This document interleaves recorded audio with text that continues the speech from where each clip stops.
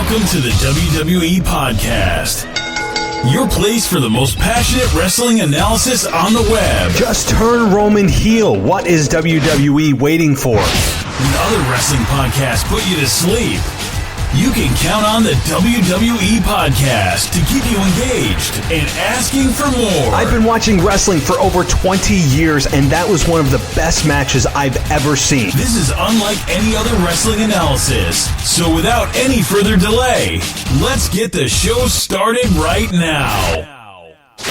All right, welcome to the WWE Podcast on this Wednesday, January 8th. 2020. Thank you guys for joining me tonight. And Ashley Mann's back. So we are going to get into the discussion all about the Royal Rumble and the current product and where things could go and what possible huge returns are on the horizon, including the ones that have been just circulating around the dirt sheets of Edge's return at the Royal Rumble. CM Punk, is he even a remote possibility? So many different things that are happening. What does it mean that Brock Lesnar is entering at number one, and what would it mean if he won? So we cover all the bases here, and I know that you guys have been asking where Ashley is, and she's here. She's here today, and typically this is my wrestling nostalgia, which I will push off until another day. I promise I will get one in, and it will be something that is appropriate for Royal Rumble time. I'll leave it at that. So again, guys, thank you for joining me as we close in on the Royal Rumble pay-per-view. Just 18 days away as I record this show on a January 8th evening. So it's my favorite pay-per-view of the year. Yeah, WrestleMania is in some ways because it's the biggest, but it's also the longest, which is not my favorite thing in the world. WrestleMania is a damn marathon. It will challenge any pro wrestling fan, no matter how hardcore, ardent, or as big of a mark as you think you are for the business. The fact of the matter is, WrestleMania is a damn marathon. And especially for those in person, it's challenging to bladders, it's challenging to patience, it's challenging to keep your body awake. I actually fell asleep during the main event of WrestleMania last year. I'm not ashamed to say that. I fell asleep during the main event of WrestleMania because by that time I'd been watching wrestling for 6 hours. And I could not just physically keep my eyes open anymore. And I was completely drained by the time the main event came around. And again, I mean, that's why I love the Rumble, because it's not 6 hours. It's probably 4, maybe a little over 4. But the format of the Royal Rumble is a damn genius move. I believe was invented by Pat Patterson. And it is just, I love the format. I love the unpredictability. I love the what's next. I love who could come out. So many different feuds within feuds and stories within stories and alliances you don't expect to see and rivalries that are teased and so many different awesome moments and who gets eliminated and how does Kofi stay afloat this year. And I mean, there's so many mini stories within this massive Royal Rumble match story that it's one of my favorite times of the year, favorite pay-per-view of the year. So I'm really excited to have Ashley here as we go over all the possibilities, all the rumors, and things start to really, really heat up, getting closer to WrestleMania. And this is the time to be a fan. This is where non-fans come back. I've said that before. And this is where true fans start to really dig in their heels and create scenarios and what could happen. And we'll get big hints, I'm sure, for some of the matches at WrestleMania at the Royal Rumble. Namely, I think, without giving away too much of the farm here, that whoever Brock Lesnar faces at WrestleMania will likely eliminate him from the Royal Rumble. I do not believe Brock will win, so I don't think I'm burying the lead too much there, because we have a lot of content to cover with Ashley, and you'll enjoy the conversation. But just off the bat, I don't think Brock wins. Be a hell of an interesting day at the office if he does, though. I just don't see a scenario in which he does, in which what makes sense either. But that's why this WrestleMania or this Royal Rumble match is so damn intriguing on so many different levels. So we got a lot to discuss with Ashley. We really run the gamut here. But before we get to all of that, I want to let you know that on Patreon, I just launched my first video podcast where I had a video stream running while I recorded my Monday Night Raw review show last night. So check that out at patreon.com/WWE podcast if you want to check me out. And I know that the video quality is not awesome, so I'm aware of that. I have a resolution coming. The reason is I used my laptop webcam. That was a big mistake. I'll be using my iPhone 11, which has infinitely better quality in terms of the lighting and the picture quality. So that will be my camera from now on. So the video quality will improve, but video is now there. Video is official on the Patreon feed, which is only available there. And I'll be doing just kind of drop-in videos, latest thoughts, if there's some news coming out about WWE or hirings, firings, returns, all that kind of stuff, suspensions, all the stuff that makes the wrestling community, the internet wrestling community, the IWC, the Smarks go crazy. I'll be doing some random video thoughts there as well. But again, that's only for Patreon at this time. Head on over. You can get yourself not just the video, but you can also get yourself on the feed that gives you an ad-free experience for the entire library of this show. The entire library is available on patreon.com/WWE podcast, where all of these programs, all of them, are 100% ad-free. So that's a really cool deal, and it's only $1 a month, which breaks down to, oh my God, what's $1 divided by 30, right? So pennies a day. So, all right, well, guys, that's my plug, but I want to get to the conversation with Ashley. It was just great to be able to reunite with her. Just crazy holidays and personal lives going crazy, and hopefully things are now calming down, that the holidays are over. And finally able to connect with Ashley. As I said, we originally scheduled for the Saturday show to do the week in review. Mary stepped up, which was awesome talking to her.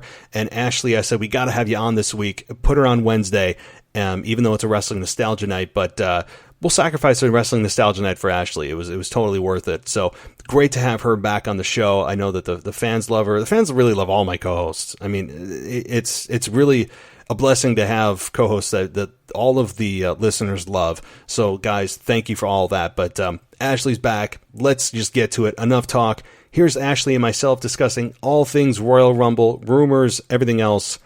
Until then, guys, as always, tomorrow I'll be back with your NXT and AEW. Well, AEW is probably going to be on tomorrow. NXT will be on Friday as your co-host Chris and Zach cover those, and I'll be back Saturday with your weekend review, guys. Until then, I'll talk to you next time.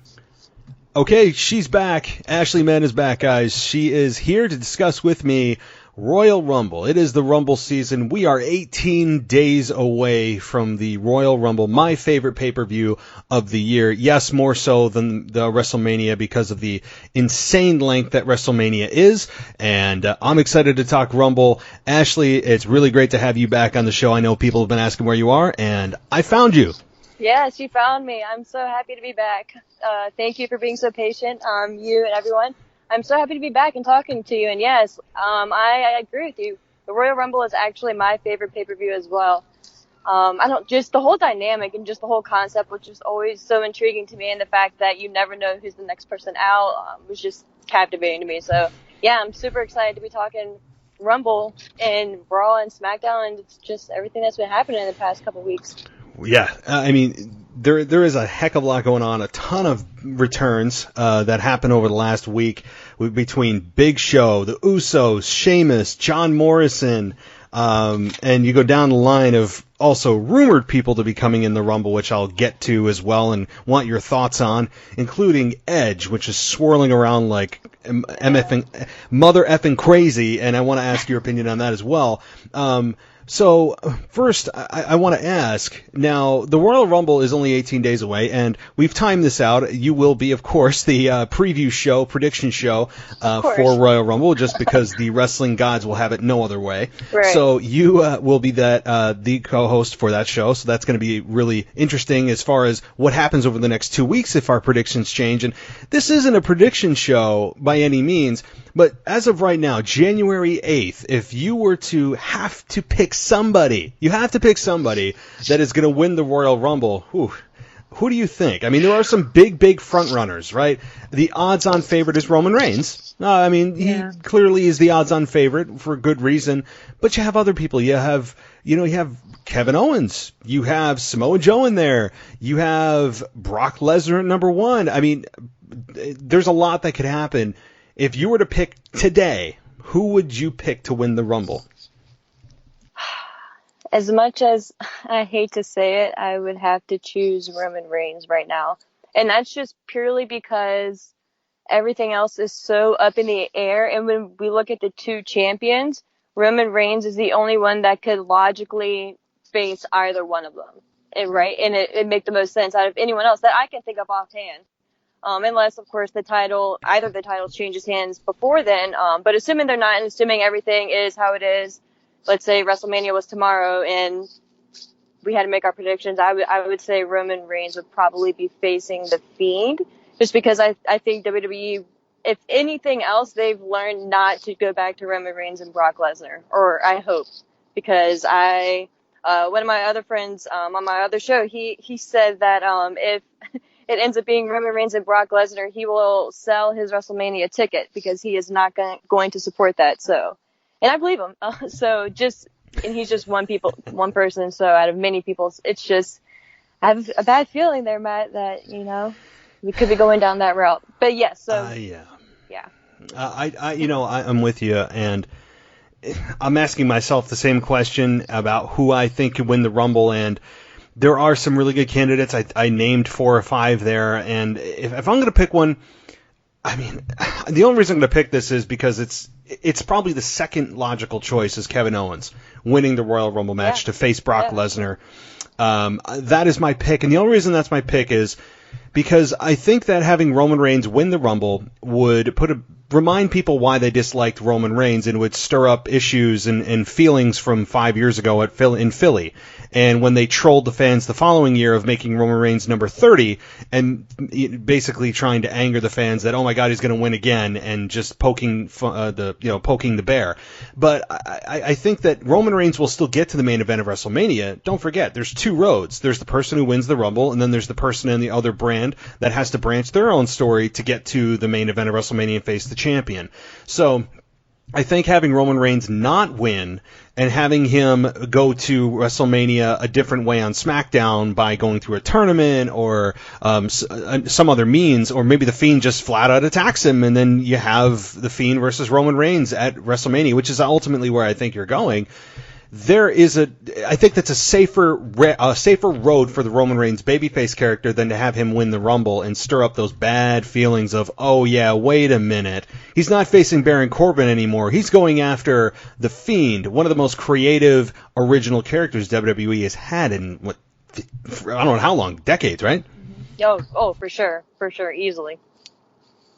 So that's my pick is Kevin Owens, because I think that you'd never have a Roman Reigns Brock Lesnar match at WrestleMania again. Maybe not ever again would these two ever have a one-on-one match. We've seen it. My God, what was in 2017, 2018? We saw it 5 times. I mean, it's like in the Saudi events. I mean, we saw it at SummerSlam, at WrestleMania. We've seen it at WrestleMania 31. We don't need it again. We just don't. So I agree. Tell your friend if he doesn't sell it, I will sell it for him. Come on.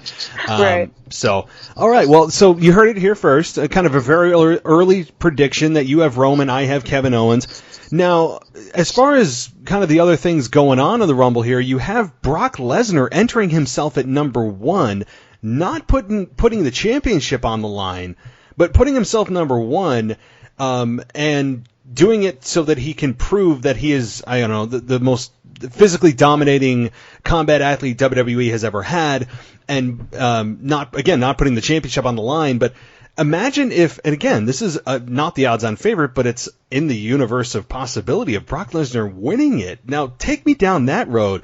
If Brock Lesnar wins, who does he face? Brock Lesnar, or does he face The Fiend? You'd have to face The Fiend unless. I don't know. I don't even know what they would do if a champion wins the Rumble. And I think a little part of Vince is so intrigued by that possibility that it may be one of those last minute decisions that we so infamously hear about, like the day of, and he may just pull the trigger and have Brock win, because then it it just leaves us with a whole other question of what's Brock going to do next? Who is he going to face on WrestleMania? What's going to happen on Raw? So it would force people to tune in the very next night and the weeks to follow to see how it plays out. So I could see that happening. I mean, not for nothing, I would be curious as well. I wasn't expecting this when Paul Heyman and Brock Lesnar showed up on Raw. So I'm very intrigued to see what they end up doing with this going forward. I'm trying to hold back judgment on it. I wasn't really excited when I first heard it, but after thinking about it a little bit further, I'm kind of interested to see how it plays out, because we already know Brock is going to enter first. Then, of course, the next logical question is who's going to be second. And I think it would be so fun to have Matt Riddle come out as number 2 just because of the trolling that he's been doing the years. And why not, with NXT being so popular right now? So that could just be something fun, but that just leads to so many other scenarios and possibilities that you can have play out in the Rumble itself. So I'm intrigued by this. And not for nothing, like, if you really think about it, it's really smart on Brock Lesnar's part and Paul Heyman, because he doesn't have to defend his title at the Royal Rumble, and he has the possibility of winning the whole thing, so that eliminates one, at least, possibility of one other guy who would end up facing him at WrestleMania. So it's actually kind of smart. It's kind of like a win-win for him. So even if he gets eliminated, so what, Yeah, who cares? He's got nothing to lose. He's guaranteed to go to the main event of WrestleMania because his championship's not on the line. His championship's not on the line. Yeah, and granted, I'm sorry, whoever ends up eliminating him, I'm sure that's how they'll initiate that storyline, which I would be fine with, but if he doesn't end up winning. But yeah, Brock comes out great in this scenario, I think. It really does. And he's not going to lose it at Elimination Chamber or Fastlane or whatever pay-per-view that they have, those 2 pay-per-views in between Rumble and Mania. No, the championship in all likelihood is going to stay on Brock until Mania. So, yeah, it's a house money match for Brock because he has 0 to lose and everything to gain. And like you said, Brock is number 1, but what's most intriguing is who's number 2. As you said, Matt Riddle is certainly interesting. Even if you had Roman Reigns come out there and just kind of, have them do a stalemate until number 3, 4, 5, and you stack up the guys until someone comes out and does it, clears the ring. Like maybe Big Show is in there, he'll have a spot and then get eliminated. Or, what they'll do is build up the ring and then let Braun Strowman come out and he'll clear the ring and it builds back up. It's just this big cycle. And what I like too with Brock in there, I think he will last quite some time, maybe into the last 5 or 6 guys, maybe the last 3, 4 guys. Just the scenarios you could do with Brock with all those guys in the ring is, like you said, it's so damn intriguing. Rather than just having him face somebody one-on-one, it's Brock versus everybody. He's going to last a long time. The dynamics of who he's going to interact with, who he could have a face-off with, just to see how the crowd reacts when he goes face-to-face, as you said, with Matt Riddle, with Keith Lee. I mean, there's guys that I would love to see him go face-to-face with. That's why the Rumble is just so awesome, because it creates rivalries that you don't expect or are looking forward to. It creates alliances that are unlikely. The whole thing is genius, and you never get bored during the Rumble, because by the time you're getting a little bit bored, you see the countdown clock and the people are, you know what I mean? It's an hour that goes by faster than any hour you've ever had. Oh, easily. And that's the whole fun. That's the best part about it is wondering who the next person is going to be who's coming out. But the thing that I'm kind of intrigued by as well, and I kind of want to get your take on, is do you think they're planting the seeds here for a Brock babyface turn? Or because in a way it's kind of odd because he's stacking the odds against himself, if you kind of look at it in a certain way. Entering, I guess maybe not because he's not defending the title, but still, like, he's putting himself in a situation where he's facing 29 other opponents who all want to come after him, supposedly. So do you think there's maybe seeds being planted here, or is just Heyman just coming out here and just looking out for Brock and not making him defend the title?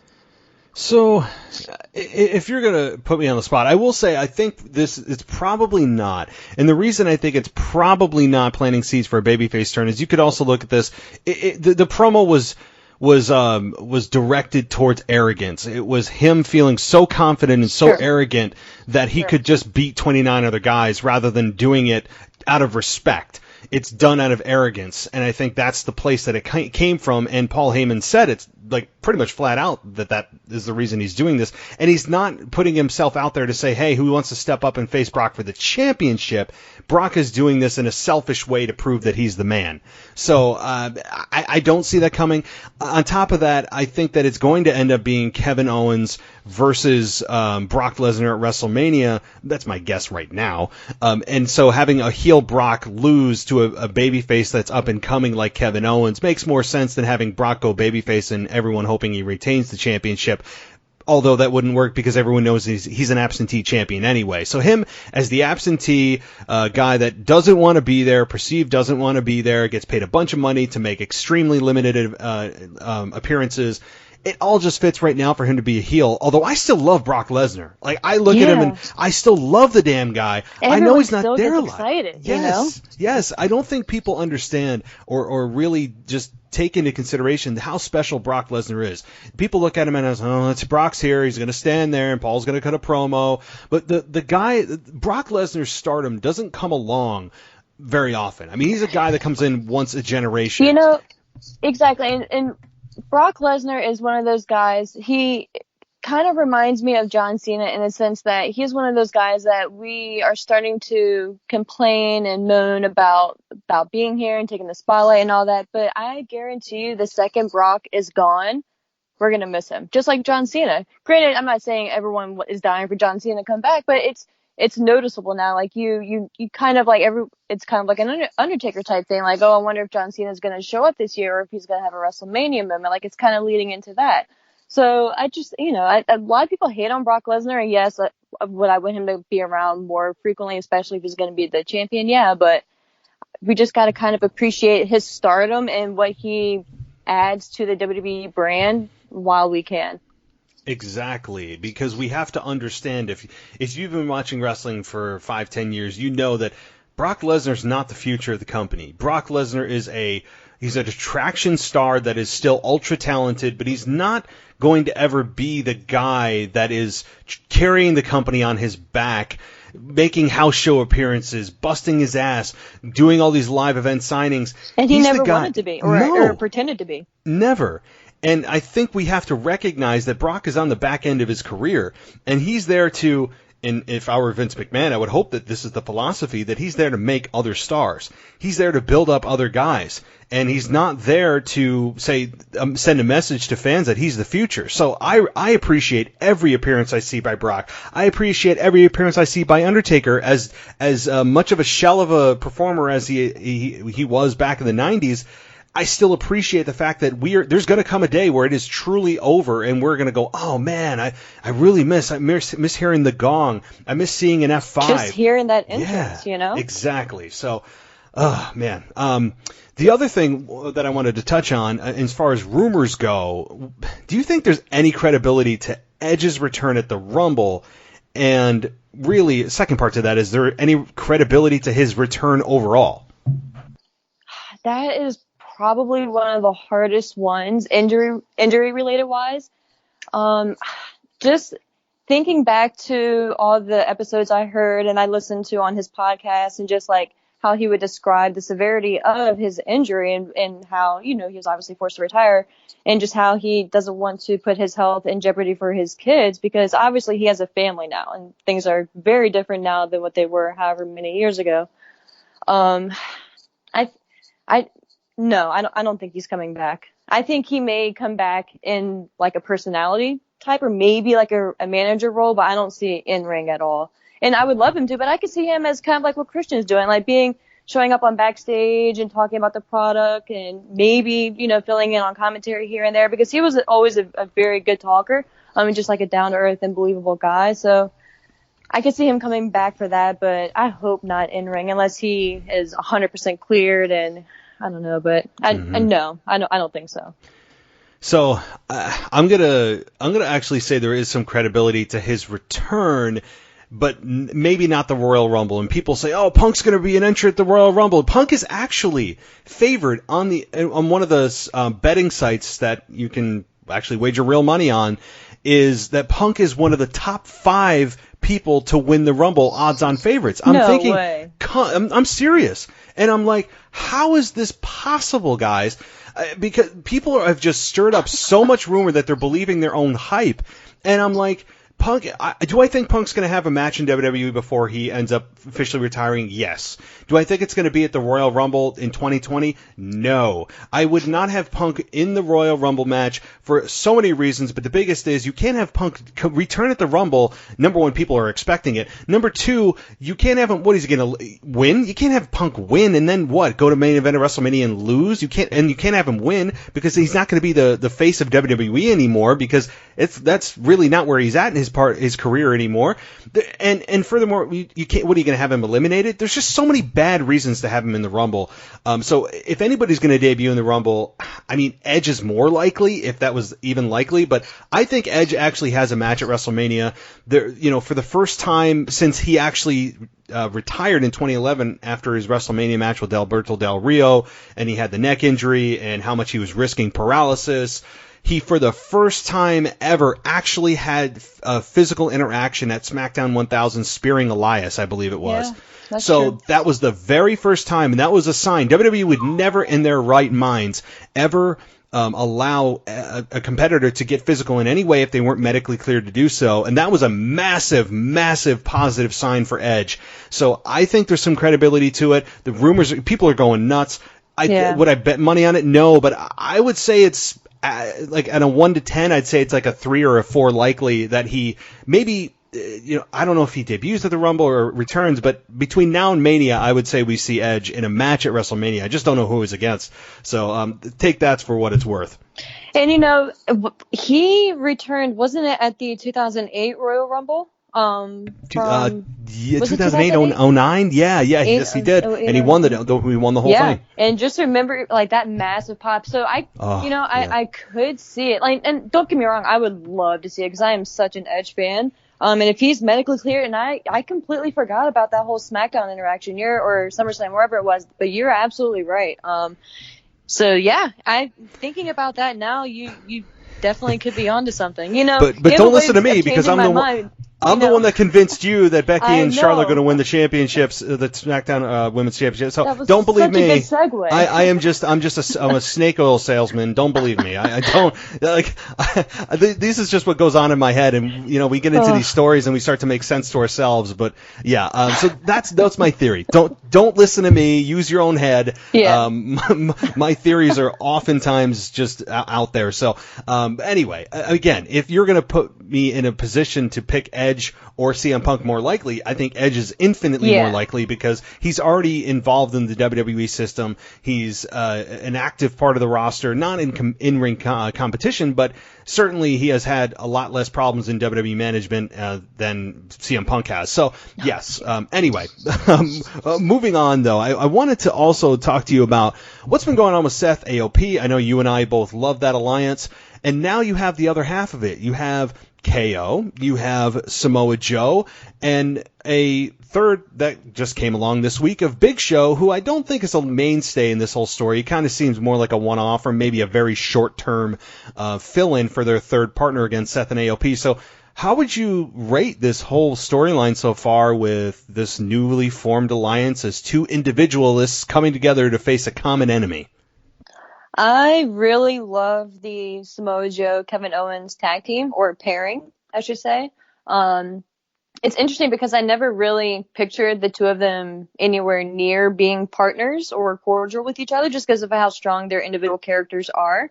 So I'm very intrigued by that. And I like the way they're pacing it and setting it up right now. It's not like they're just goo goo gaga over each other and like just forgetting any bad blood or any history in the past or even anything that they have done individually themselves, maybe not even against each other, but just in their own paths. But so I'm really digging this setup, and you can definitely tell, in my opinion, that Paul Heyman has his hands involved in this because this version of Seth Rollins as well is just, I'm so here for it. The Messiah, the Monday Night Messiah, right? Mm-hmm. That's the new moniker. Yep. I'm surprised there's not a t-shirt out yet with that, but I'm digging it. I'm digging it. He seems so comfortable in this role, and the AOP just looks perfect with him. The whole Big Show return really threw me off, and like you said, I agree with you. I don't see that being a long-term factor. in this scenario either. But that was an interesting return. Do you see him long term? Do you see him having a Mania match real quick, or what do you see happening with him? Do you see him being like a sacrificial lamb for the AOP, like for next week or something? I mean, at this point in Big Show's career, I think it's more of being there to build other guys, and as it should be. I have no issues with his return. I actually popped for it because we haven't seen Big Show, they said, in 2 years, and I believe it. That was probably the biggest reaction he's gotten in about 10 years, because I remember Big Show being out there every week and people kind of groan at it like, it's Big Show, and he'd team with Kane, and it was like he would be part of the Authority when that whole storyline ran on for infinity, and so there's really, like, I was excited to see Big Show, and I can't believe I said that, but it's true, because it's been so long, and absence makes the heart grow fonder, and all that's true. So I was fine with the return. I think it is just a setup to, again, probably be the sacrificial lamb for AOP to plow through and Seth Rollins, and I'm totally fine with that. I see Big Show probably competing through WrestleMania, maybe ending at the Andre the Giant Memorial Battle Royal. I know he's won it before, but I don't see him in a one-on-one match. I don't. I don't think Big Show is in the position physically to do that. He looked kind of slow. I know his knees aren't great. So to put him in a multi-man match, maybe end up in the last three guys, and it could come down to Braun Strowman, Big Show, and whoever else. That's my guess is that that's where it ends for Big Show. This is a short 3-month run, and then that's it. As far as KO and Samoa Joe go, I love this pairing too. It makes sense. They've addressed the fact too that I like that they don't just say, "Oh, we're suddenly great friends," and they're patting each other on the back and kissing and all that stuff. It's they actually made it make sense that they are together because of the fact of they have an enemy of my enemy is my friend, and that we are two guys that have done really bad things, and we are coming together to take out a common enemy. It makes total sense. They have addressed what all the fans are thinking, and the psychology on this has been A+. Yes, Seth feels infinitely more comfortable as a heel. He always has. He always will. I never really embraced the Seth Rollins babyface character. Felt very forced. So I'm all for this. This, to me, every week I look forward to what is Seth and the AOP doing? What are Kevin Owens and Samoa Joe going to do? This thing all around is great. I have no idea what the hell a fist fight means for next week. Right. As opposed to every wrestling match that has happened since 1995. I don't know what a fist fight wrestling match is. Could you have any idea what that means? No clue. No clue. But hey, I will tune in to find out, and that's the point. It's just oh God, I really have no idea. I don't know how you can. It's almost. I don't know. I don't know what this is. It's a joke to me because they've been using closed fists. Every match is a fist fight. Every match, perceivably, is a fist fight. So I don't know what the hell this could mean. Maybe they'll turn it into something entertaining.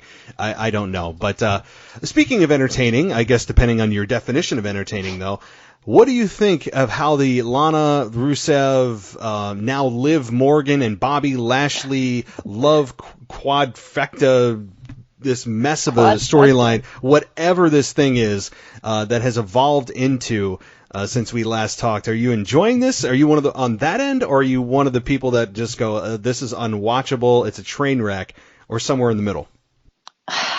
I am, I guess, somewhere in the middle. I don't hate it, just because at this point, I'm just kind of numb to it. And I'm not going to lie, I was intrigued to see how the wedding was going to turn out, right? Because every WWE wedding ends up in some chaos. So I was intrigued to find out. Of course, Rusev had to be in the cake, but, the whole Liv Morgan thing kind of throws me off just because I don't really know how much they can get away with doing nowadays with it. And what the actual purpose of it is long term, right? So obviously they still had Liv Morgan on TV this week and she was still referring to it. And if you follow them on social media, they have been posting pictures of each other together from back in the day, a year or 2 years ago. So it's just what can they actually get away with and what can they do on TV with the storyline, And I don't know. I think we're starting to see signs of Bobby Lashley maybe getting tired of Lana. And maybe he could turn to being a face out of all this because everyone's going to be so happy that he turns on Lana that they cheer for him. I don't know. And maybe he ends up facing Brock Lesnar at WrestleMania. Maybe this is Bobby Lashley's build to WrestleMania. Maybe he's going to go through this with Lana for a few more weeks or another month or so. Finally snap, turn on Lana, everyone cheers, and in some wonky way, he ends up at WrestleMania. I don't know, man. Stranger things have happened, right? Yes, stranger things have happened, and I have, I gave this angle a chance, and I've said before, and I'll continue to say that this isn't the worst thing Vince has done, and that it's akin to, and I think the best analogy that I've heard is it's a train wreck that you don't want to watch, but you can't help but watch because you're so just intrigued as to how terrible it's going to be that it's almost good. It's the weirdest feeling that you have about this angle because it's Jerry it makes you Springer. Yourself. Yeah, like I feel, and I said this on one of my shows, I don't know, I think it was last week, that I feel like I need to shower after I watch this angle. It's just, it makes me feel dirty that I'm watching. I feel dumber. Like I feel brain cells being evaporated as I'm watching. Every second that goes by, I'm starting to, my IQ goes down a couple of points, about every, 2 or 3 minutes. And but at the same time, I'm like, why am I watching this? I know. And it's weird that Vince will go, oh, look at the numbers, people are watching. But people aren't watching because they think it's a good story. I think people are watching because it's just trash TV that it's like Jerry Springer meets pro wrestling. I don't know. And Lana, I will say, for all of her beautiful gifts and all of her physical attributes, is awful, is god-awful on the mic. Like, I understand that she's an amazingly beautiful woman. That's not the point. And as much as she is probably one of the most beautiful women in the world, that still does not negate just how awful she is on the microphone. Not to the point of, like, you're a good heel. It's, you are just terrible on the mic. Her cadence, her flow, her word choice, her stumbling, it's just uncomfortable to watch her on the mic. I think Lana is the one that, and the reason, unbelievably, that is one of the biggest reasons I'm not enjoying this angle. But then there's moments that Rusev will make me laugh. Lashley, as you said, showed signs of cracking this week, telling her to shut up, and you heard the crowd pop for that. Yeah. I think that is a sign of things to come. It was just a quick thing, and then he didn't follow up on it and went on to talk about Rusev.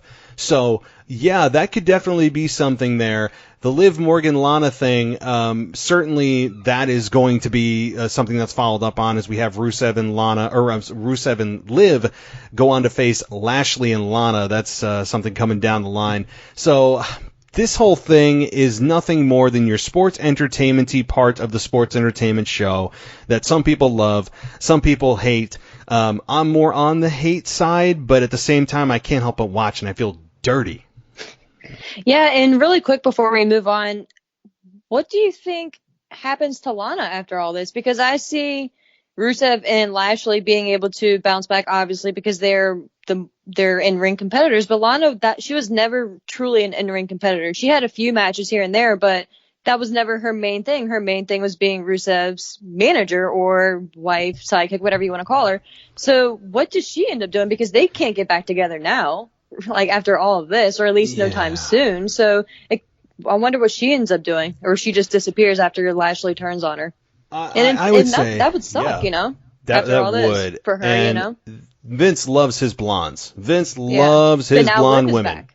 So Liv is back, so maybe she can take her place to satisfy Vince McMahon's appeal for the blonde, or just to take it into women, a different direction, because now the Lana phase or the Lana stage is phasing out. So I'll be curious to see what happens with Lana after all this. Probably more so than any of the other two guys, as odd as that is. Just out of curiosity to see what they end up doing with her. Well, like you said, because everyone else in this storyline can go back to, wrestling. Right, and they can save themselves. The Lana wrestling experiment just didn't work. She's not good in the ring. I mean, I'm not saying it's easy. She's fine. I wasn't good in the ring, and that's fine. Yeah. So she could go back to a managerial role. That's I think, something she could do. Or, as you said, just kind of disappear for a while.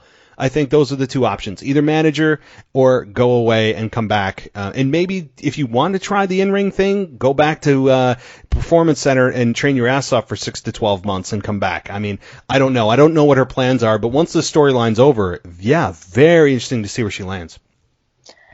Yeah, we'll see. One other thing that I wanted to mention to you, as I was thinking about the Edge thing, I just wanted to touch quickly on this.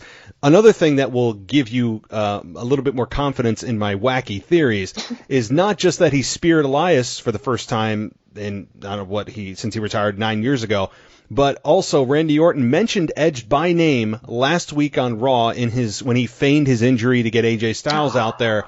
He purposefully mentioned Edge, that how he had to retire because of a career-ending injury. And I've been reading through various sites that we all know that it was done on purpose, that was not just coincidence that Randy Orton mentioned Edge. RKO. So it could, I mean, oh my God, don't get me. Yeah, I mean, no, but just like they could play off of that history, and have a one-on-one match at WrestleMania.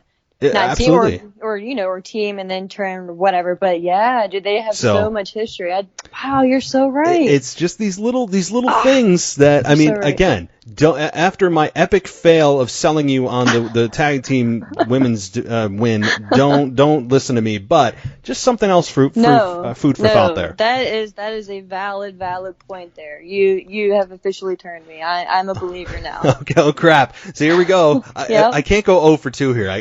I can't. Well, this I will is your feel chance awful. to redeem yourself. All right. Well, then we'll talk again in like 3 weeks when we have our official prediction show. Let's see if you still have Edge as a surprise return.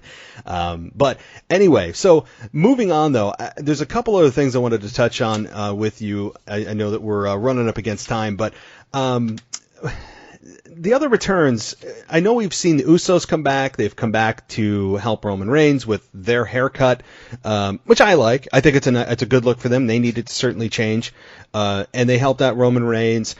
And what do you think? First of all, we haven't really talked a whole lot about Roman Reigns on SmackDown, nor have we talked about Daniel Bryan. So Daniel Bryan and obviously The Fiend are having their Universal Championship match at the Royal Rumble. And I don't think it's really a secret that we probably think the Fiend is going to keep his championship. Yeah. But I know that I don't think we're really giving any state secrets away there. It's kind of obvious where they're going with that. But with the Usos' return, with Daniel Bryan really embracing the yes movement and also embracing the haircut, it's just like it's a sickness going on at SmackDown where people are getting their haircut left and right. What is your feeling on SmackDown so far? How are you enjoying the Daniel Bryan story, the Roman Reigns and Corbin? Just touch on SmackDown briefly. SmackDown is interesting. SmackDown really feels like its own world in WWE land, if that makes sense. Or maybe its own country in the WWE world. We'll go with that. But the reason, and I'm glad you brought this up, because the reason also I chose Roman Reigns as an early prediction earlier was because of what he said on this past Friday SmackDown. When he was backstage with Daniel Bryan, he mentioned that he was entering into the Royal Rumble and he planned on winning, which is fine, whatever. A lot of people say that. But then he wanted to face Daniel Bryan because Daniel Bryan is planning on beating the Fiend, and pretty much Roman Reigns essentially kind of challenged Daniel Bryan to a title match at WrestleMania. So, of course, a lot of guys are going to go out there and make their predictions and say that they're going to be the one to win and all that good stuff. But I'm questioning if this is another one of those little seeds to kind of see how fans react. Like if Roman says, okay, I'm entering the Rumble and I'm going to win, and he pauses, are people cheering? Are they booing? Are they silent? Like how... I think this is like a trying out period for Roman. Again, I'm not saying that's how I would want it to play out or my choice, but my prediction from WWE's side. Daniel Bryan's interesting because I don't think his whole character is finished with the Fiend. I feel like we're going to see him snap or maybe get abducted by the Fiend again and just turn, because it's just kind of weird to me. And maybe it is just me, but this whole Daniel Bryan, he gets drugged underneath the ring, his hair gets pulled out, he's gone for a little bit, and then he just returns and he's happy and he's positive and like nothing happened. He did mention that his daughter didn't recognize him and that, affected him, but I feel like The Miz is more traumatized by the Fiend than Daniel Bryan is right now. What do you think? Yeah, definitely. And the Daniel Bryan went through way more physically, in emotionally, if you want to be for real about it, than The Miz did. Yes, the Fiend hacked into Miz's house or whatever, and the doll was there, and that was creepy. But Daniel Bryan's hair was pulled out from his skull by the Fiend, or so we're to believe. So, but he's not upset by that, right? He said he's the only one that didn't let the Fiend in, and he's the only one. Is that really going to be the case? Is Daniel Bryan going to be the one? I don't think so. I think, again, this is all groomed for Roman Reigns at WrestleMania. I really believe that one way or the other, whether Roman wins the Rumble or finds another way, he will be facing the Fiend at WrestleMania. I don't think there's any question about it. But having Daniel Bryan be the only one to not be affected by the Fiend it is interesting. It is interesting. And it's also interesting that the fans decided to turn on The Miz, which I don't think they would have done had Daniel Bryan not turned babyface at the same time. I really believe that, because there was somebody bigger and better with Daniel Bryan, and then you remember the history of these two and the Talking Smack segment and all the talk that you want to see these two fight and the program they had when he finally did come back. So I think that, again, if Daniel Bryan had not done that, I think the crowd would have probably embraced and been more sympathetic to The Miz. It was just bad timing. And then The Miz officially, I think, turned heel this past week on Smackdown, saying that, "Are you kidding me? I've done everything for you," like yelling at the fans into the camera. And so I'm fine with it. I think The Miz is a better heel. I appreciate that they tried to run with it, but now you have The Miz in a more natural role, just as Seth is a more natural heel. I think The Miz is a more natural heel. And The Miz went on WWE backstage and started lashing out. And, he lashed out at CM Punk, which was interesting, and then CM Punk lashed back out at him, and his tweet was since deleted. I don't know if you saw any of that. I did. Interesting. So, yeah, interesting there, too. Again, I don't know how much I'd read into The Miz versus CM Punk. I don't think that would be his dream return match. But, The Miz is an interesting guy, and I don't know if this is going to be the turn, too, of Daniel Bryan back to heel at the Royal Rumble. I think that they have enough heels. There's not a lot of strong baby faces that the crowd organically loves. And, you could say, Roman Reigns is their top guy. Not really when you listen to the audience. So is the audience reacting as positively to Roman Reigns as they do Daniel Bryan? Put them side by side. The answer is no. No, absolutely not. But positioning Roman Reigns would be, quote, your paper top babyface, but your true top guy is Daniel Bryan. I just think that the fans it's kind of like turning Stone Cold heel. They went with the ride, but they were kind of like, we don't really hate you. You're great in the ring. You're entertaining as hell. Just go back to your character we loved. And that's what I think kind of happened with Daniel Bryan. And now they're back, and he's got some momentum, and he looks like it's 2011 again, and Sheamus looks like it's 2011 again. It's so creepy. Isn't it weird? It's like he got a time machine just by cutting his hair. Yes. It's bizarre. Unreal. Like, I was shocked when he took the hood off. I was like, is that really him? Uh-huh. I had to do a double take. I could not believe it.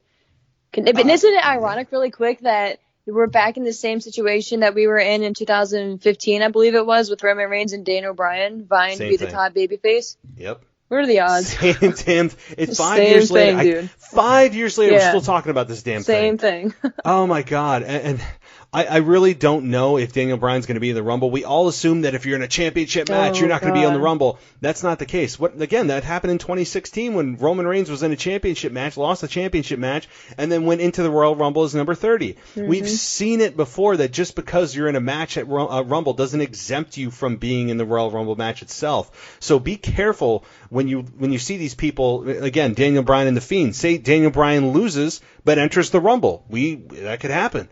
And apparently, again, I said this on my show last night, the only qualification for being in the Rumble is you just declare it, right? You just declare it. You just say you're in the Rumble, and then you're in the Rumble. You should declare for it, Matt. Yeah, I'm guys, I'm officially in the Royal Rumble. How about that? I am in the Rumble. I don't know what number, but I'm in it. Okay. You might as well take 30. It hasn't been chosen yet. No. Right? And I said, did you ever watch The Office? No.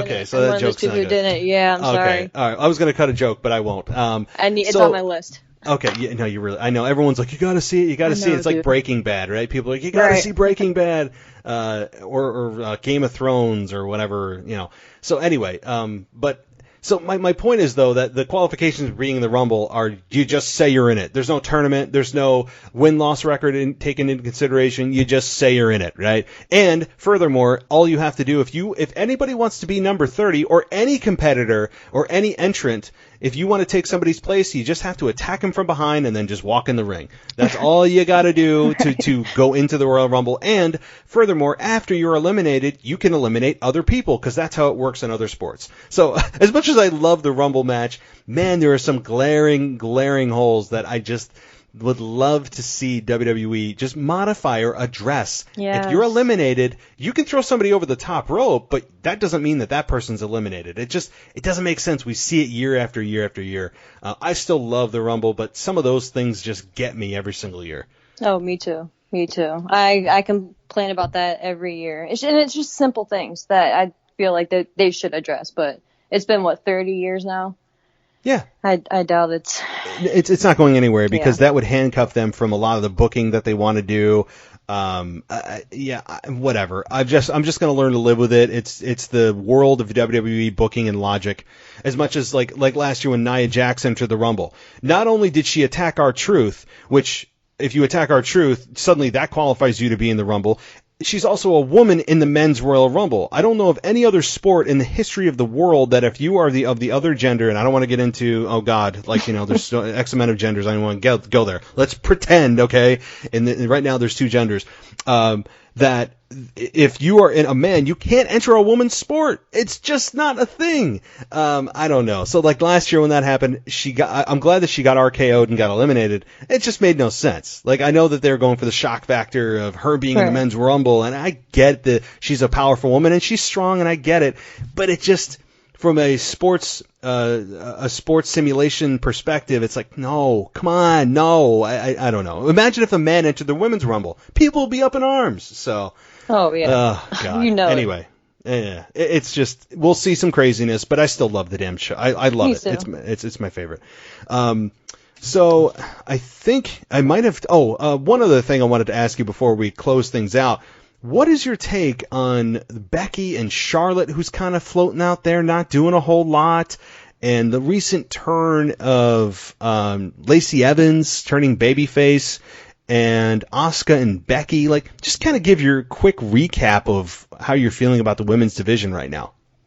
I'm here for the Becky Asuka feud right now. I'm happy that they are closing that story. Early prediction here, I see Becky winning and retaining and moving on to possibly Shayna Baszler, or if Ronda's going to return, obviously that. But yeah, I'm here for it. And I like that it feels like Becky is just being real with us, and Becky is at her best when she believes in something, and you can tell by her expression that the loss to Asuka really bothers her and it really means something, and this is really something that she needs to avenge. So I'm here for it, and I think it's going to be a phenomenal match. But I'm so here for it. And the whole Charlotte thing kind of confuses me because I truly don't know. Is she a baby face or a heel right now? I don't know. Right. So, and that's the thing, because I really questioned it when she was facing Natalya, or when she was out there the other night or the other week. I don't remember exactly when it was. But she was cutting that promo, and it seemed like a babyface promo. She was saying, how this is a new year, she's turning a new leaf, all this good stuff. And then she kind of went heelish a little bit, and then Natalya came out. But then Natalya was kind of acting heelish in the ring and like how she was responding. So I was just so confused. But Charlotte is kind of one of those characters where you can kind of not do anything with her, and then all of a sudden she shows up and it's believable. She can be away for a month or whatever and then come back and win a match and face Becky for the title. Ideally, is that what we want? Of course not, but it makes sense. But right now I don't really see anything that they can actually do with her on Raw. Do you? No, I think that they're kind of in a holding pattern with Charlotte. They have something in mind, and they're just treading water and spinning her wheels until they get there. I don't know if it's a returning Nia Jax, who apparently is close. Maybe we'll get a hint at the women's Royal Rumble match. We know we didn't really touch on that. But the Women's Royal Rumble match, certainly I think there's going to be some returns. It's going to be interesting to see what NXT women are included in that, as NXT has now solidified themselves as a third brand rather than just kind of the breeding ground for, quote, the main roster, which I think is pretty cool. I think that they're waiting for someone that they have in mind to get to the Royal Rumble, to interact with Charlotte, to get her to that story that they've been thinking about. Because she's just kind of floating around with Natalya. There's not a whole lot happening, which is odd, because I look at Charlotte, as you said, I don't know how to feel about her. She's still calling herself the queen and telling people to bow down to her. And I don't know. I'm kind of neutral, and I know that WWE likes to go, there doesn't need to be good and bad guys. There's shades of gray. Well, when you do that, you also create a kind of a lackluster reaction, because people don't know how to feel. So you need to have defined characters. And again, maybe this is by design, as they just kind of go through the motions of Charlotte until they get to where they need to be at the Rumble with whoever she's going to be going into a major program with. I love Asuka and Becky. That is a match that bothered me. It didn't just bother Becky. It bothered me to no end last year when they had her win against Becky, who was going to the main event against Ronda Rousey. And I still don't agree with it. I still don't understand it. Yeah, and I think it's just a happy coincidence that they went back to this match. I don't think this was by design that WWE said, we'll have her face Asuka and we'll remind the fans of what happened here a year later. No. I think this is a happy coincidence, and WWE kind of stumbled into this like, oh yeah, that's right. Asuka beat Becky last year, and now Becky has a loss to avenge. So I think it's just kind of as Bob Ross would say, a happy accident. Yeah. And I believe that, and I think that this match could easily steal the show if given enough time. They work extremely well together. I remember their match that they had last year before WrestleMania, and I think that there's a lot that they can draw from. I'm looking forward to it. I like Becky's authentic kind of, I don't want to say fear, but a little bit lack of confidence against Asuka, who's had her number, and she hasn't beaten Asuka. So I don't know. I'm really intrigued by this. Do I think Asuka's going to win? Again, not a prediction show, but she has the women's tag belt. They're not going to make her a double champion. Asuka's just not in that position right now.